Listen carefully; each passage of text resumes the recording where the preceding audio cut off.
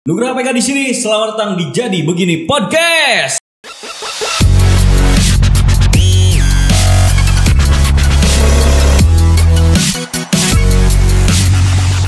Luar biasa. Kalau dengar kata Purwakarta, yang terlintas di pikiran orang tuh pasti ke Taman Sri Baduga, kemudian juga Wanayasa, kemudian juga Gunung Parang. Tapi tidak banyak orang yang tahu tentang Sukasari.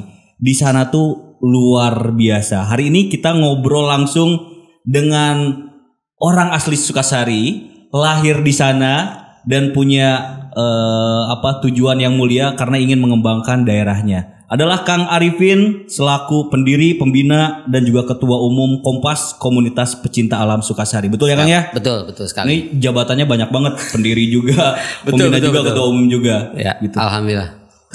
Kompas ini apa sih Kang? Kompas itu Komunitas Pecinta Alam Sukasari.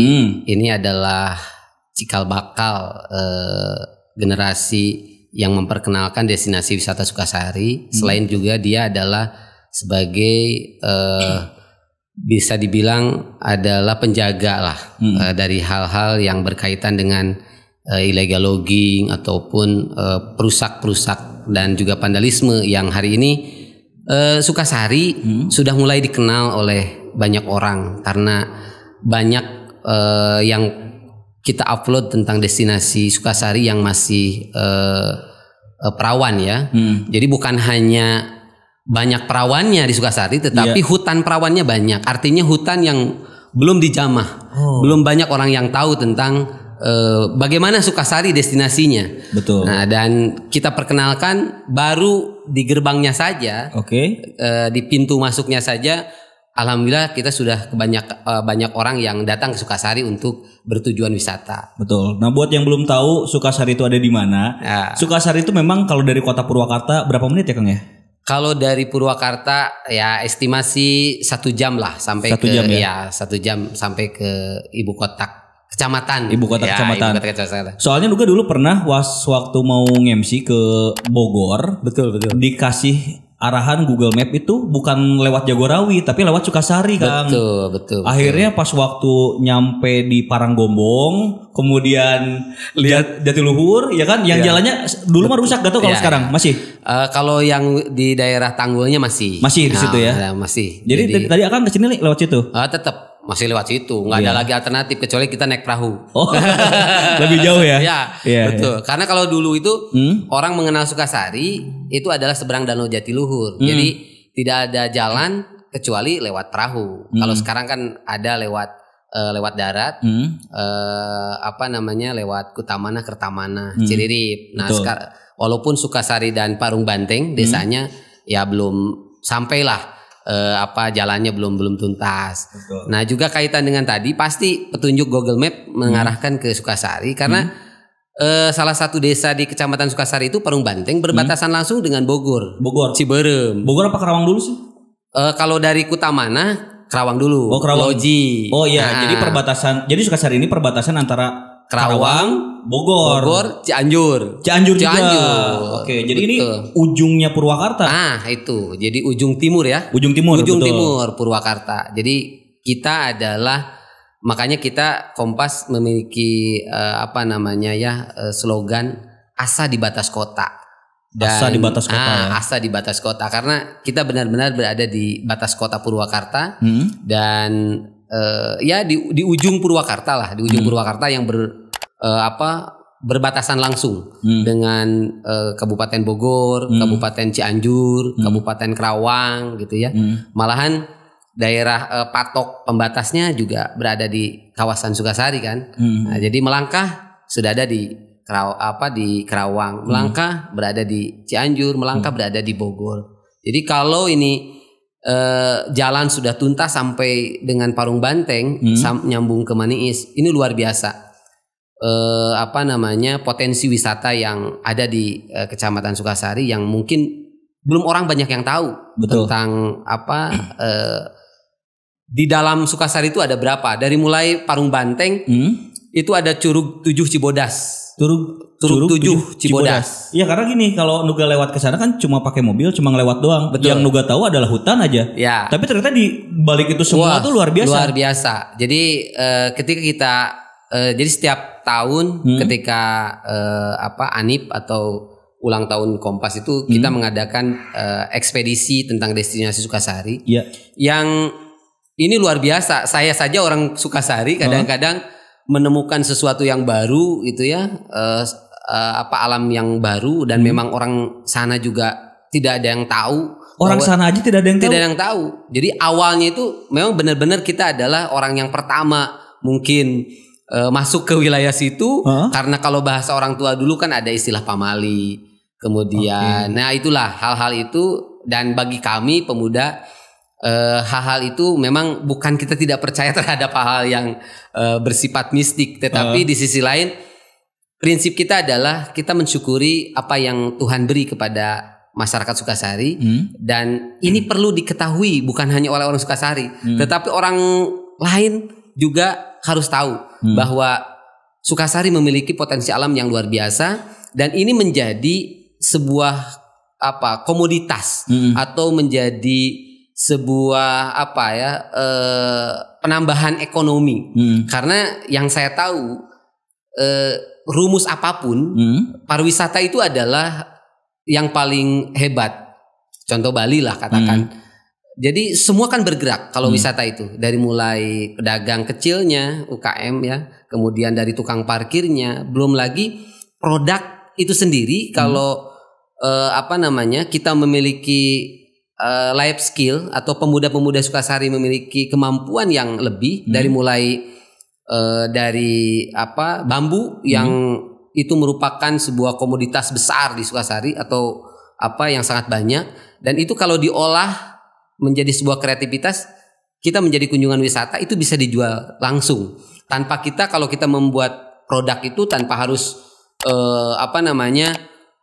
mencari pangsa pasar, karena pasarnya itu datang sendiri gitu kan, ya? Berkunjung, menikmati, sambil juga beli oleh-oleh khas dari Sukasari itu sendiri gitu ya. Jadi dengan pariwisata ekonomi bisa bergerak. Betul. Karena selama ini yang jadi keresahan Akang adalah banyak masyarakat itu yang justru malah memanfaatkan alam ini, adalah alamnya diambil untuk dijual gitu. Itu yang menjadi sebuah kekhawatiran, sehingga 2013 saya sebagai pendiri juga penggerak para pemuda bahwa ternyata kalau kita menjual dari hasilnya, batunya atau pohonnya itu kecil, efeknya kecil, madorotnya lebih besar. Betul, karena jadi kerusakan alam. Betul.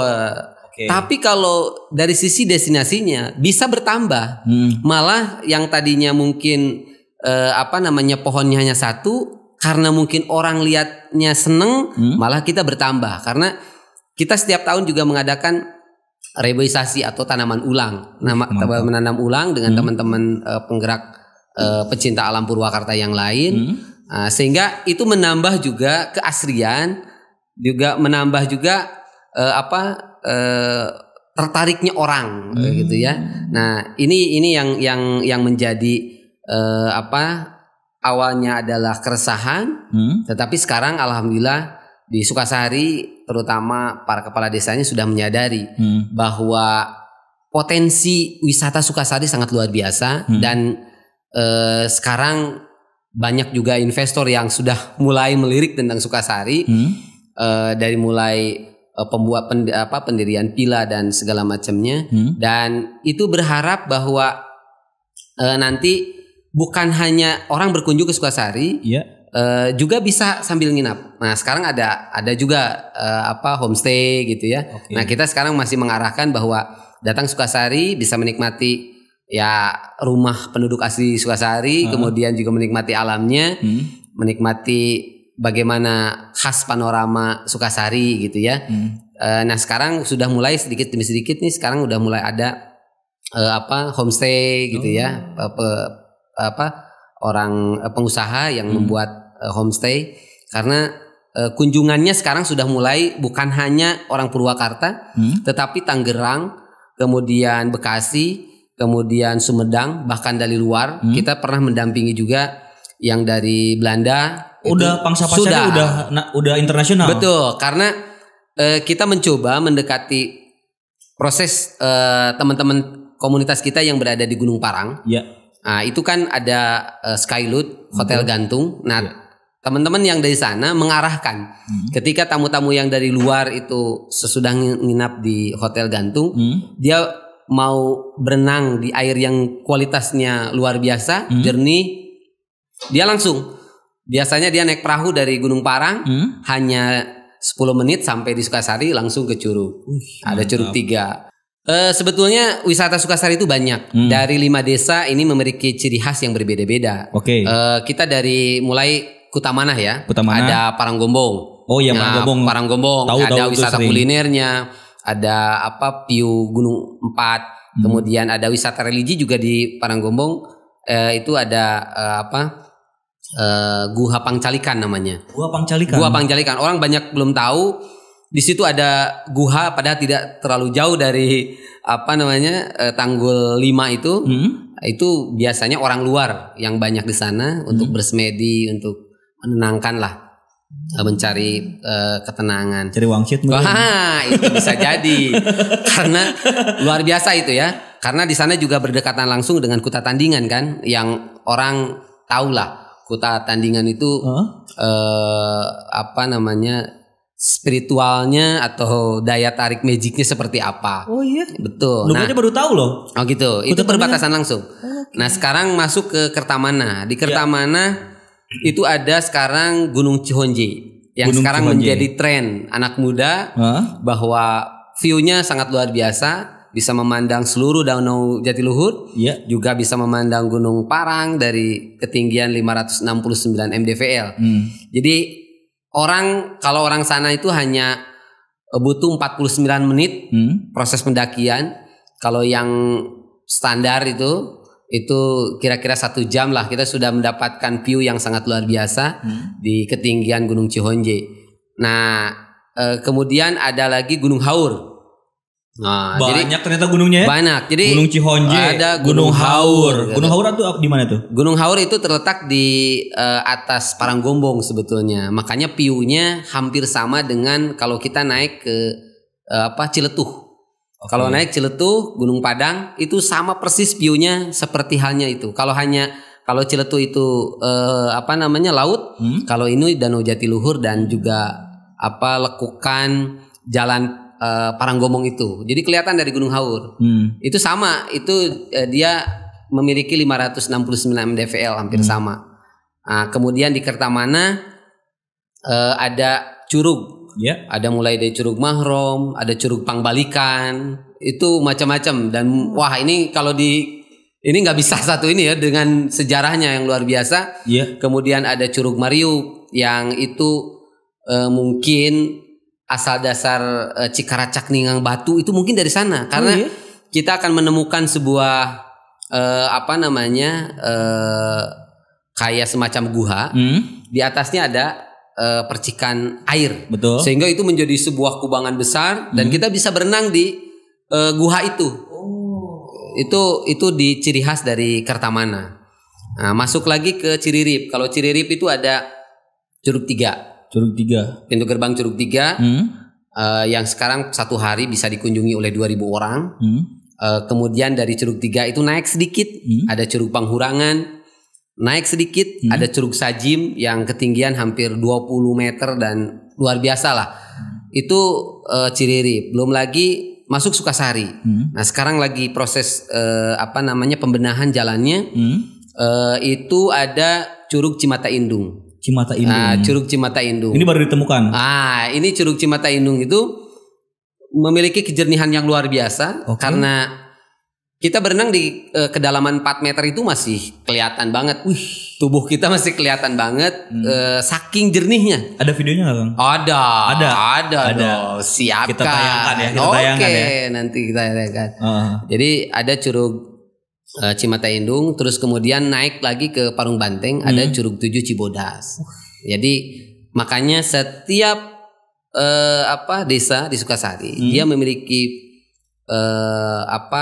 wisata yang berbeda-beda. Namun orang yang belum banyak tahu, baru satu yang kita sodorkan ke publik, yaitu Curug 3. Padahal selain daripada Curug 3 di Sukasari mungkin kunjungan tidak cukup 1 hari. Harus berapa hari? Kalau semuanya itu harus kalau berapa? semuanya minimal lah 3 hari. 3 hari baru bisa tersampaikan, baru lulus dapat sertifikat telah menjelajah alam Sukasari dengan berbagai potensinya tentunya. Jadi ada hutan perawan, ada gunung, ada curugnya. Nah, jadi ya kalau saya berpikir dulu Bogor adalah tujuan wisata gitu ya. Nah, Sukasari itu bisa jadi miniaturnya. Sukasari bisa jadi miniatur Indonesia karena itu ada di sana. Apa wisata apa yang tidak ada di Sukasari? Betul, katanya lengkap banget ya dari mulai religinya. Betul, ada wisata religius, ya kan? Ada wisata religius itu ada makam ya, makam para leluhur. Konon katanya para wali yang pernah juga di sana. Karena mungkin dulu sebelum direndam itu Danau Jatiluhur itu adalah Sukasari adalah puncak-puncaknya. Oke. Ya, jadi ya bisa dibayangkan bahwa masyarakat Sukasari yang berada di kaki gunung itu ya dulu di ketinggian berapa? Karena kan dulu yang aslinya itu di bawah, di bawah Danau Jatiluhur. Nah ini naik lagi ke atas. Sekarang berarti berada di bawah puncak lah gitu. Luar biasa. Orang Purwakarta aja, saya yakin nggak semuanya tahu tentang Sukasari. Betul. Bahkan katanya orang Sukasari aja kadang nggak tahu di situ. Betul. Bahkan banyak juga di sana tuh tempat-tempat wisata yang belum ditemukan. Betul. Karena kan yang tadi disebutin itu adalah yang baru-baru ditemukan beberapa tahun terakhir ini kan. Hasil dari ekspedisi. Hasil dari ekspedisi. Menurut Kang Arif, sebenarnya masih banyakkah tempat-tempat wisata yang akan ditemukan lagi di masa yang akan datang? Ya, saya yakin luar biasa lah. Ini baru pintu-pintu depannya saja. Ini baru pintu depannya. Yang tadi disebutin tuh betul, baru pintu depan. Jadi yang banyak karena saya bertanya karena terus terang saja di Sukasari itu memang kehilangan tokoh ya, kehilangan pinisepuh lah dulunya, sehingga tidak ada yang mentransfer bahwa Sukasari itu memiliki ini gitu. Nggak ada, karena dulu mungkin Sukasari itu bagian dari Kerawang. Oke, dulu ya, kan. Dulu bagian dari, pernah bagian dari juga Cianjur. Nah sehingga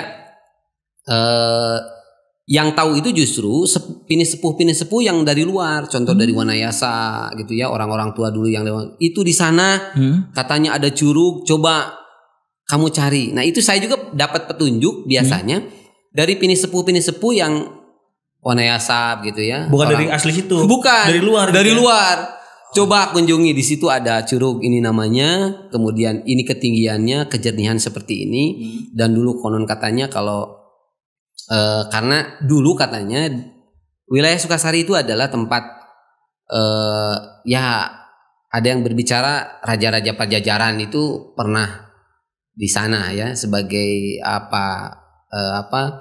berkunjung. Karena ada banyak patilasan-patilasan. Nah ini yang saya juga perlu gali ya, sehingga bisa ditemukan di Kuta Manah itu kan ada di Kuta Tandingan itu hampir sama kerajaannya nyambung ke Kuta Tandingan sebetulnya di Tarumanegara. Oke. Sekarang ada bukti, ada batu peti, ada batu meja, kemudian ditemukan koin segala macam. Jadi ada kerajaan, dan kerajaan itu konon katanya melebihi dari raja-raja yang ini. Jadi ini luar biasa. Jadi dapat saya garis bawahi dan di bold, boleh dimiringkan, ditandai pakai stabilo bahwa Sukasari ini ternyata masih banyak sejarah yang belum terkuak. Betul. Dan tugas dari Kompas itu adalah menguak itu semua, mempertontonkan kepada dunia bahwa Sukasari itu mempunyai daya yang sangat luar biasa. Betul. Nah ini perlu banyak tim yang bekerja sama dengan kita untuk meneliti kebenaran sejarah yang dibuktikan dengan petilasan-petilasan itu atau penemuan-penemuan. Dari penemuan-penemuan itu, nah itu harus banyak peneliti tentunya. Ya kita berharap, tetapi tidak merusak dari tatanan yang sudah ada tentunya ya. Sehingga ini yang menjadi sebuah penasaran bagi kita. Ya kadang-kadang mohon maaf saja dari sisi spiritual, kadang-kadang anak-anak kita ini yang zaman now katanya suka didatangi juga sebetulnya dalam mimpi, tetapi ya dalam mimpi biasanya anak-anak Kompas gitu ya, ada anak buah saya, Runda, Anwar itu suka ngomong ke saya, Kang, malam saya bermimpi nih kedatangan orang yang penunggu dari sini katanya untuk membenahi tempat ini. Jadi kadang-kadang wangsit itu turun juga lewat mimpi, tetapi ke anak-anak yang sering berpetualang dengan kita. Ya, sehingga itulah yang menjadi petunjuk dasar kita membuka sebuah wilayah biasanya. Jadi memang ada satu tradisi dari Kompas itu menemukan curug baru, menemukan destinasi baru. Kalau tempat air itu pasti berwudu dulu. Itu ritual syarat utama. Karena kata orang tua dulu ternyata memang pamali jangan dikunjungi itu, karena itu ada tempat ini nih. Padahal pas kita kunjungi itu luar biasa. Dari view-nya, kualitas airnya, kemudian alamnya luar biasa, subhanallah lah. Itu yang menjadikan ternyata gitu betul ya Tuhan memberikan keindahan yang luar biasa, terutama di Sukasari yang dulu katanya Sukasari itu adalah daerah terpencil yang dulu katanya, bukan katanya, saya merasakan dulu karena 92 itu baru ada listrik. Saya dulu waktu SD masih belum ada listrik, SMP belum ada listrik, masih ngecempor. Jadi Sukasari itu kalau bertanya Sukasari di mana Sukasari, nah gitu kan. Tapi sekarang melalui kita memperkenalkan destinasi alamnya, ternyata orang banyak mengenal Sukasari. Betul. Bahkan karena ada internet dan lain sebagainya gitu ya. Sekarang kan sosmed lah, orang view. Jadi bagi Instagramable gitu ya, untuk yang suka bikin status, snap WA segala macam, pasti berkunjung Sukasari. Kenapa? Tidak akan ada habis untuk merubah profil di Sukasari. Betul. Jadi dari mirip pintu masuk Parung Gombong sampai dengan Parung Banteng, kamu mau ganti profil berapa, statusnya berapa, pasti itu akan berbeda-beda dan view yang luar biasa. Dari mulai sunrise gitu ya, pokoknya luar biasa lah. Jadi ini yang ingin juga diperkenalkan. Semakin mengenal orang Sukasari, maka akan semakin penasaran biasanya. Jadi kita banyak nih melalui akun Instagram Kompas PWK biasanya banyak yang bertanya, karena ya kalau ke Sukasari kompasnya atau petunjuknya atau grabnya adalah Kompas itu sendiri. Tim Kompas itu sendiri gitu ya. Jadi bisa dikatakan kalau misalkan teman-teman nih yang sekarang lagi nyari tempat wisata, datangnya ke Sukasari, tapi kalau misalkan di sana bingung untuk akomodasi dan sebagainya, hubungi aja tim Kompas. Instagramnya adalah @kompaspwk. Betul. Tapi tentunya dengan keberadaan sumber daya alam yang begitu luar biasa, harapannya apa sih Kang untuk memajukan ini? Mungkin butuh apa? Mungkin bisa disampaikan hari ini. Kalau harapan yang paling utama sekarang, saya sangat berharap ini jalan lingkar timur Sukasari itu tuntas, ya, terutama Sukasari dan Parung Banteng yang belum tuntas sampai ke Maniis ya, sambung ke Maniis. Yang baru sekarang itu kan Kertamana, Kutamana dan Ciririp setengah baru jalannya bisa dilalui oleh mobil. Kalau yang lainnya kan masih harus berjibaku lah. Kalau bawa mobil harus berjibaku karena belum selesai. Nah itu harapan kita, karena dengan infrastruktur gitu ya, atau jalan yang lingkar timur itu beres sampai ke Maniis, ya, pastinya ini potensi bagi Purwakarta. Saya yakin ini menjadi sebuah potensi bagi Purwakarta dari sisi wisata, karena kita nyambung ke Bogor, kita nyambung ke Kerawang, kita nyambung juga ke Cianjur. Sehingga potensi mendatangkan orang, kemudian mendatangkan pengunjung itu luar biasa di Sukasari. Karena itu tadi kita didukung dengan berbagai destinasi wisata, ya, dari mulai pegunungan, air, danaunya gitu ya, kemudian wisata religi-nya itu luar biasa. Luar biasa, bikin saya penasaran untuk datang ke sana. Dan Sukasari ini boleh saya garis bawahi lagi bahwa Sukasari ini adalah banyak sekali harta karun yang terpendam di situ. Banyak yang masih perawan yang harus di mutiara terpendam masih banyak. Mutiara terpendam ya di sana. Kalau saya boleh bilang bahasa saya adalah Sukasari ini adalah Atlantis yang hilang yang belum ditemukan. Betul. Bisa jadi. Kang Arifin dari Kompas, komunitas pecinta alam Sukasari.